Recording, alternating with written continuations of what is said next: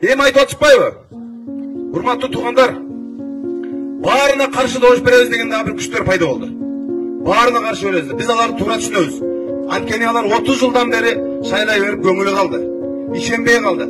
Үмүттөрү өчүп калды. Биз ошондой адамдарды көрүп атабыз. Бирок баарына каршы деп добуш берген бул бийликтин партиясын, байлардын партиясын колдогондук. Баарына каршы силер добуш берсеңер, мисалы, бийликтин партиясы мугалимдерди, врачтарды, мамлекеттик кызматкерлерди кыйнап атып, мажбурлап атып, өздөрүнө тиешелүү жетиштүү добушун алатылар.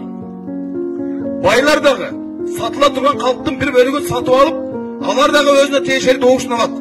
Баарына каршы деген бул ошол азчылыкты түзгөн оппозициялык партиялар өтпөй калат деген сөз.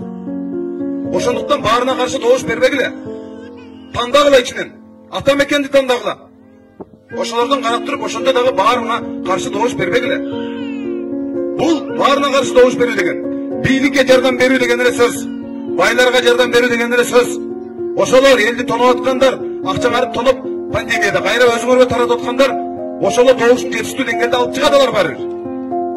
Бийлик дагы добушун алып чыгат, паспортторду жыйнап атып, элди мажбурласа дагы.